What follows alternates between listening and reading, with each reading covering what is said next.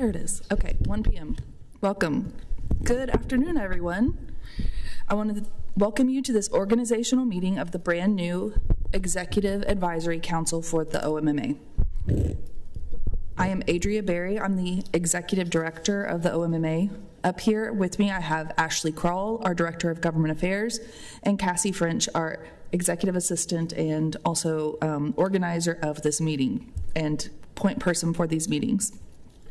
It's a privilege to have each of you here as we begin our work together. I look forward to collaborating with all of you to achieve our shared goals. So I want to do a couple of housekeeping things, and then we will get into a few items that I think will be important for the future of this council. First, we do not have a full council yet. Since our council is made up of appointed individuals who are appointed by elected officials, we are in the middle of waiting for a couple of those to come to fruition. So as of today, we have 2 out of the 6 with us. So I would like to give each of you the opportunity to introduce yourselves, give us your background and any specific interests or perspectives you would like us to know about. And the plan is to send the recording of this to the new members once they're appointed, so they'll be caught up before the next meeting. We can meet them and go from there. But first, can we start with you, Miss Nail? And if you don't mind speaking into the microphone, since this is a public record, thank you. And you'll push the button that looks like a person talking, and it'll turn red. There you go. There we go. Okay, I'm Katie Nail. I'm a family nurse practitioner. I am representing the patients of Oklahoma. I got my master's in cannabis science and therapeutics from University of Maryland, Baltimore, in pharmacology. So combining those, I love to educate and assist patients and really anybody, hopefully one day educate other providers, and I'm excited to be here. We are very glad to have you, Katie. Thank you so much. And Ms. McCumber. Hello, my name is Nancy McCumber. I represent a processor here in the state of Oklahoma. My background really has been in HR and corporate world, and so in 2019 I actually decided to move forward in the cannabis field. Prior to that, I really started on a health journey, and so I have my coaching certificate in health and wellness, as well as I dabbled a bit in essential oils and just healthy eating and everything that's going on in our country with our food and environment and everything. And so obviously I believe in this plant, and this plant is very important to me. And so when it became legal, it kind of made sense for me to just move into this direction. One of the things that I'm very proud of is that our facility, we have become CGMP certified, which is current good manufacturing practices. To my knowledge, we're the only processor in the state of Oklahoma that has that certification. And so what we do is we take extra steps in every single point of process to ensure that what gets to a patient is very safe. And if we do find a problem along the way, all of our processes make it a little bit easier for us to go back and figure out where did we trip up, what happened. And so I'm excited to be on this council and just see where we can take this, because I think there's a lot of good things that we can make happen, and I'm excited that you guys put it together. Well, thank you so much. Thank you both for your introductions. We are all looking forward to working with you all as well. We do have some people from OMMA in the room. I don't know if it's proper to do an introduction, but I think we probably can since we have such a small group. It's not going to take that long. But we'll start over here with our some representatives from our legal office. They're going to give us a presentation in a moment. But will you please introduce yourselves? I'm Mary Ann Roberts. I'm the General Counsel.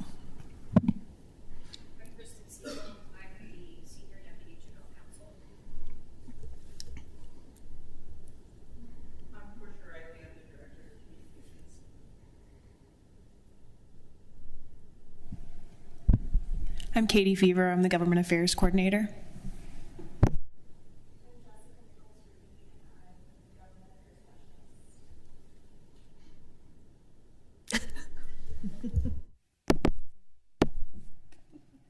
I'm Megan Hansen, also Government Affairs Coordinator with my friend here. We also matched today. And we have Cheyenne walking in the back. She's in our creative services. I don't know her official title. She's our creative services coordinator. There we go. She'll be taking some photos, but also helping make sure that this gets on the website and that we have a proper link to send the new members. Just for the record, this is being live streamed, so everything that happens in Capitol rooms is public record. Basically, it's anyone can log in and watch it live, or come back and watch it later. Just if you're not familiar with that, that's what's happening right now. Now, as far as our council, so the Executive Advisory Council was created by statute, and it was created by House Bill 1349 in the previous legislative session last spring, correct? Yes. They all start to run together, but it was just last spring that this came together. So on the binder that you have right there in front of you, the first tab has language of House Bill 1349. It's not a super robust bill, so it's pretty simple to take in and understand the legislative intent, what they were looking to do with this advisory council. So it outlines our responsibilities and the goals we are to accomplish. And our primary mission will be to provide advice on recommended changes to state policy, rules, or statutes. So I want to encourage everyone to familiarize themselves with House Bill 1349 to ensure we are aligned in our objectives and responsibilities. A part of being on this council will be taking comments from people who are outside of this council, so people in your communities who want you to bring their voice to this council. That's really the point of a council like this, because we will only have 6 members, so those 6 members will really speak for a much larger group of people, and so part of that is bringing comments of people in the patient community, in the industry, and just citizens of Oklahoma in general. So we are an advisory body, which means that we make recommendations, but we don't have actual decision-making authority like an official board or commission. Our recommendations will carry weight, so it's important that we approach our work collaboratively, professionally, and with a focus on the best interests of Oklahoma's patients, cannabis patients, industry, and citizens. Now, as far as the decision-making process for this board, we will have discussions, we will build consensus, and we will ultimately vote on recommendations in future meetings. Our goal is to ensure that all members have an opportunity to contribute their perspectives before we make any formal recommendations. The statute lines out that we are to present a report to the governor, president pro tempore, and speaker of the House by November 1st, 2025. So we have about a year, and then no later than November 1st of each year thereafter. So that report will include notes about the discussions we have in these meetings and any recommendations that we vote on during our meetings over the course of the year. All right, as we begin our work, it's important to remind everyone about the Oklahoma Open Meetings Act and the Open Records Act. These laws were put in place to ensure transparency in state government. We invited our legal team to come in and help explain a little bit of some of the nuances, but also give us an overview of the Open Meetings Act and the Open Records Act to ensure that we're safeguarding the public's right to participate in government decision-making. So Kristen Siegel, I'm going to turn it over to you.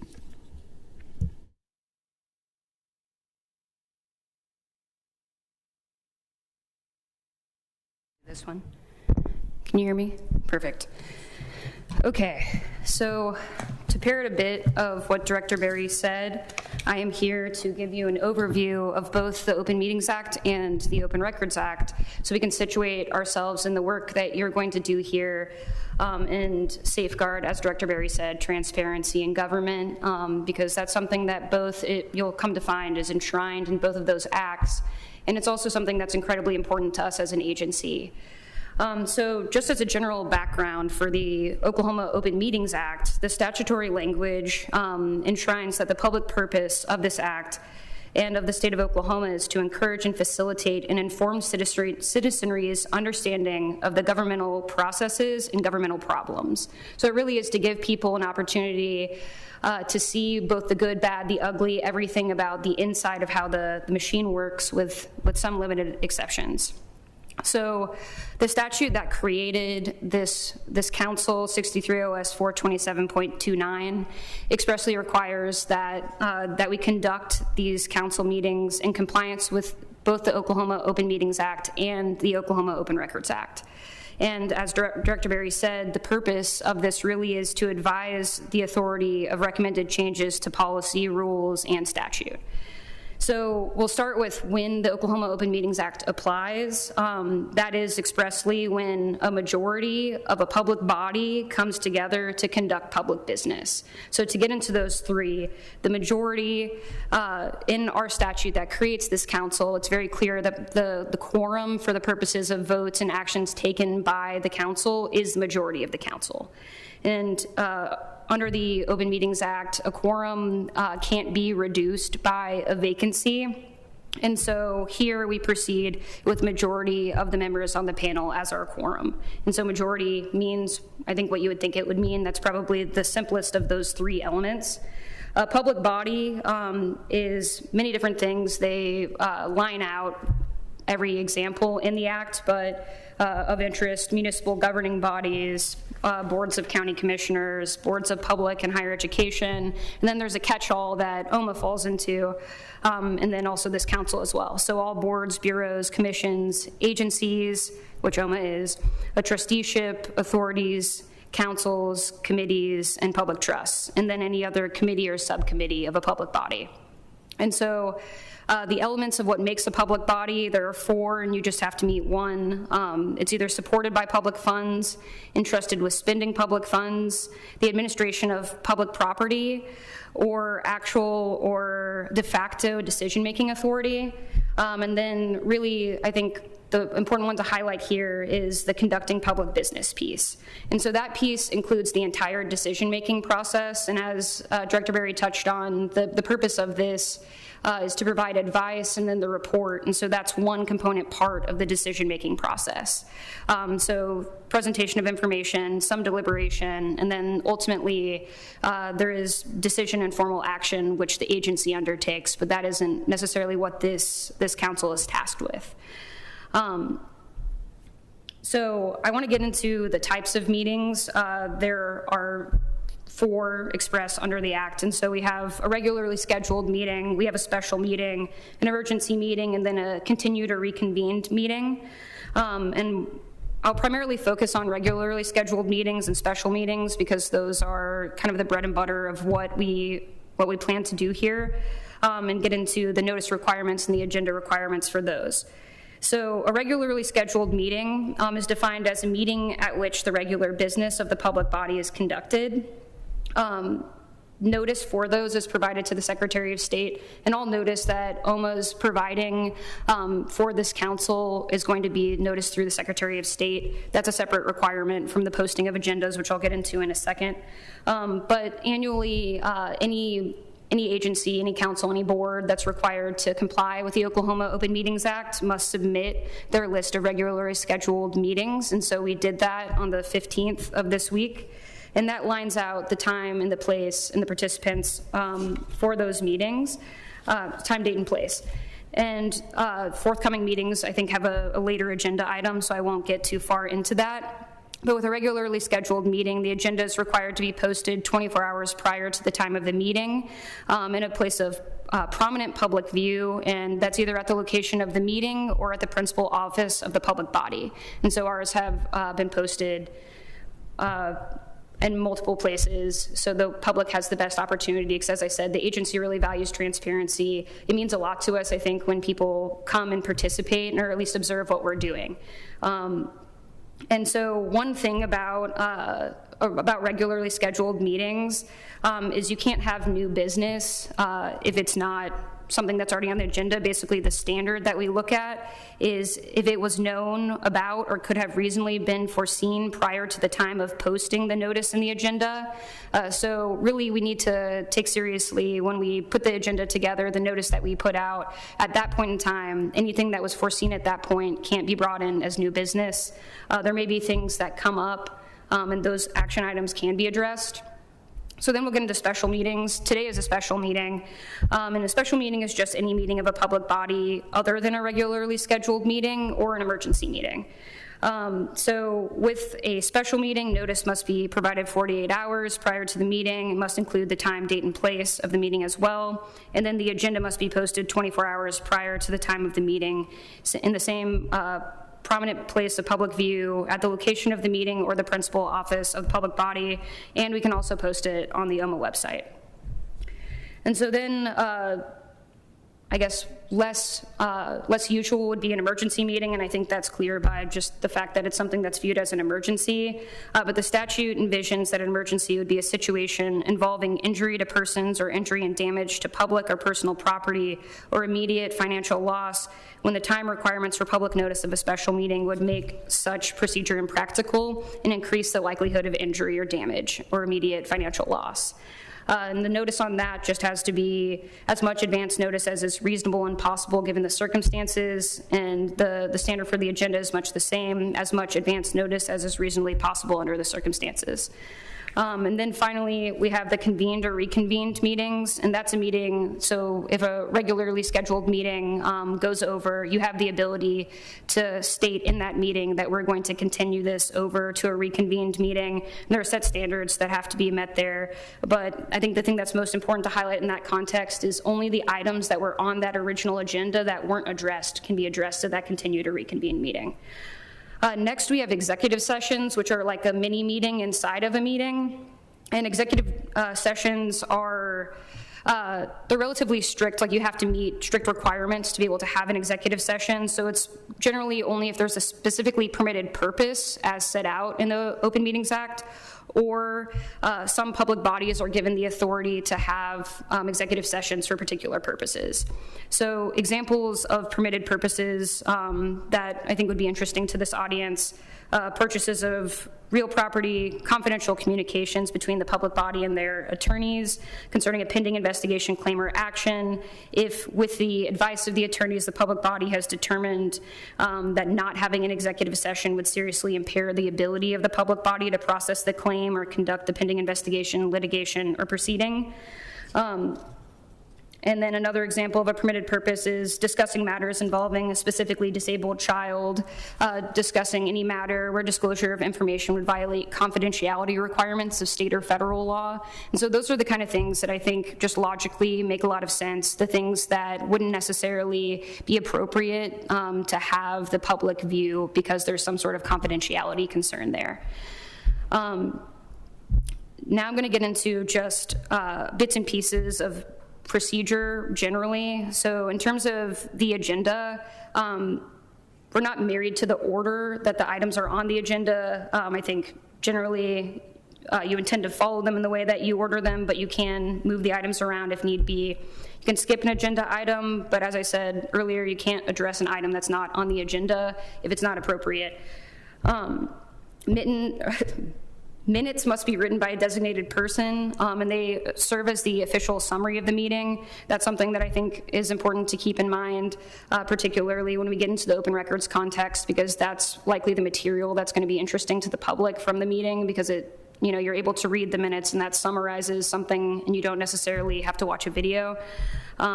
So keep in mind what we put in our minutes.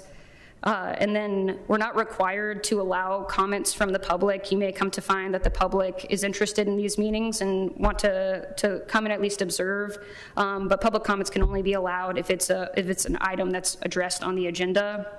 And then in terms of votes, to the extent that votes are cast, they must be recorded for every single member, and they can only be taken on actual action items that are on the agenda. And to conduct a vote, the majority, the quorum, has to be present. And our statutory language is expressed that any official act that's taken by the advisory council is required to have a favorable vote by a majority of the members present. And then I just have some items for caution. So in terms of remote participation, video conference, and teleconference, I think we've all, in the past 4 years, become a lot more comfortable with working remotely and things like that. In the context of the Open Meetings Act, the notice in the agenda must include all the locations of the meeting and the video conference sites and the identities of the members and where they're intending to participate from. And it's important also to note that each site has to be open and accessible to the public. So not someone's home necessarily, because then that would be an area that the public would be able to have access to conduct the meeting from. In terms of electronic communications, it's important to not try to use electronic communications to avoid having open discourse at a meeting. You can't try to circumvent the act by sending text messages or Teams messages, so it's best practice just to avoid any form of communication with all members about an agenda item or decision making through electronic communication, because the group is meant to discuss these things together, and the purpose is transparency, so people understand the actual decisions that are going into the decisions that are ultimately made and the recommendations that are ultimately made.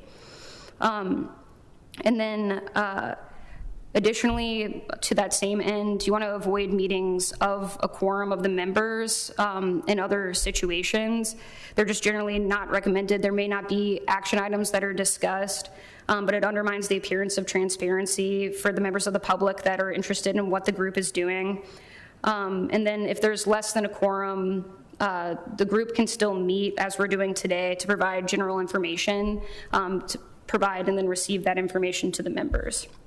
And then to get into the Oklahoma Open Records Act, this is another act that is created expressly to give people access to information about the way that their government works.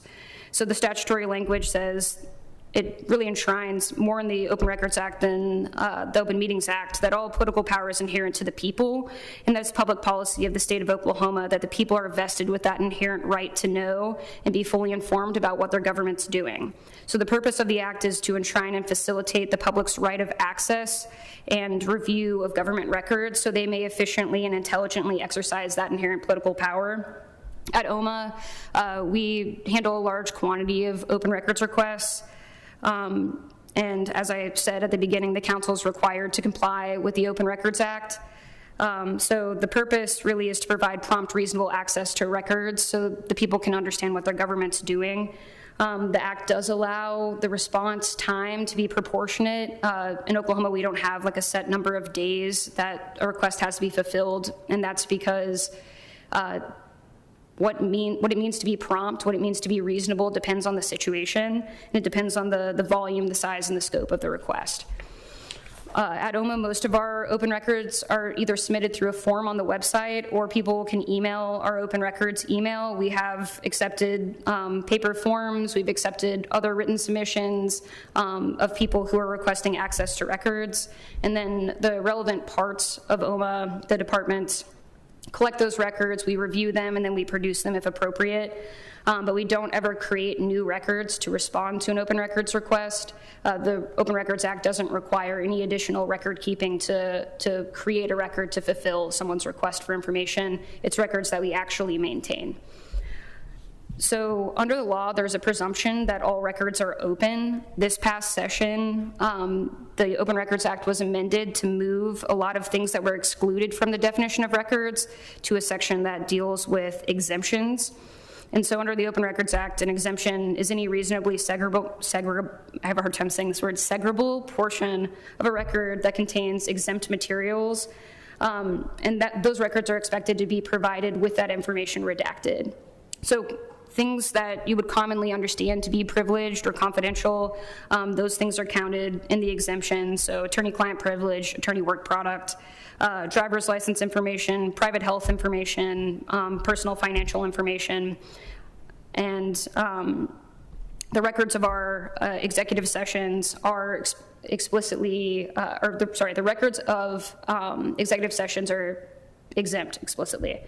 So in terms of exceptions, there's more discretion there. These things, the agency can make certain decisions for things to be withheld. So certain types of personnel records, particularly ones that would amount to an invasion of personal privacy, and then personal notes. I think that is important in this context because you'll likely take notes.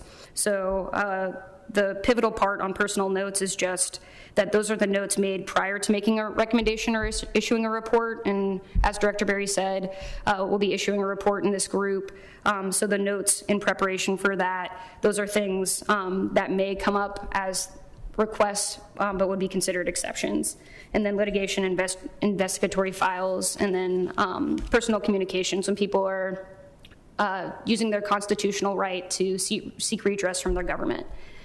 And the most important part, I think, about determining what is and what is not a record is the part of the definition where it includes all documents and all records, whether that's electronic, whether it's a recording, a video, things like that, that are created, received by, under the authority of, or coming into the custody, control, or possession of public officials, public bodies, or their representatives in connection with the transaction of public business, the expenditure of public funds, or the administering of public property. And so that's the avenue through which people may request records related to this group. What we'll do is collect records that may be responsive, review them for applicable exceptions, exemptions, and then only produce the portions of the records that are appropriate to produce under Oklahoma law. And I think the big thing that I would anticipate people requesting are the minutes, just because that is the most concise explanation of what was done here. And that is all I have. If anyone has anything, have any questions. Thank you, Kristen. I know that was a lot of information. Yeah. But if you have any big picture questions, please feel free to ask or consult with Kristen. The reason we wanted them to do this is just it's good to lay the groundwork of understanding that an open meeting means we will be posting the information ahead of time. It gives citizens of Oklahoma, anyone with an interest, the ability to attend these meetings. But also on the Open Records Act, just the groundwork that everything that we put into writing out of this committee will be a public record. The videos of these meetings will be public records. I think it's important. We work in government, so it's our lives every day to feel like everything we do is open record, but when you don't work in the government, it's not as familiar, so we wanted to make sure that you guys were aware. Now, for our next agenda item, since we do not have a full slate of appointees, we are not going to select a co-chair today, but we can do that at our next meeting. So start thinking about whether or not you might want to nominate yourself or one of your colleagues on the council to be co-chair. Let's see. So that takes care of number 4. We are on to number 5 on the agenda, which is just discussion of the 2025 future meeting dates, which Cassie has taken charge of and made sure to get these dates to the Secretary of State's office. All right, so the following dates have been filed with Secretary of State. You can see them on your agenda: Friday, January 17th at 9 a.m., Friday, April 11th at 9 a.m., Friday, July 11th at 9 a.m., and Friday, October 10th, at 9 a.m. One reason we do Fridays, especially during the spring, is because the legislature generally is not in session on those days, and so we can have a room. But we also strategically planned these meetings around important times of the year. So the January meeting will be right before legislative session starts. So we can talk about what's on the horizon. We can make sure that that's an agenda item to discuss what's on the horizon with legislative session coming. But we can also take ideas during that meeting about what we'd like to see come out of legislative session. Then that next meeting, April 11th, is kind of smack in the middle of legislative session, and so we'll be able to give updates on what is actually happening and discuss that. And then July 11th puts us right into the rulemaking frenzy after session. So it's a great opportunity for us to talk about and plan ahead for rulemaking. And then October 10th is a date by which we will likely have our rules filed. Right, Ashley? Yes. And so then we will start looking ahead at the next legislative session. So we wanted to plan these strategically so that this council can feel like they can make an impact while things are actually happening. and help us get an opportunity to look proactively at what's coming next, plan ahead for what's coming next, and really make an impact with this council. If anybody has any questions or recommendations on that, though, of course, we are open to those. Before our first meeting on January 17th, Cassie French will send an email asking for agenda items for the next meeting in early January. Kristen mentioned that there generally is no new business allowed unless it is on the agenda. So start thinking about items you might want on the next agenda. So when Cassie emails, you can make sure to put those on there, and we will have them as agenda items to discuss.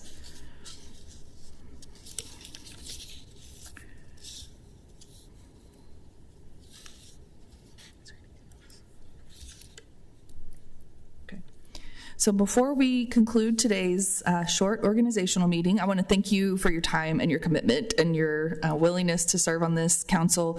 We will have 4 more members joining you all by the next time we come together.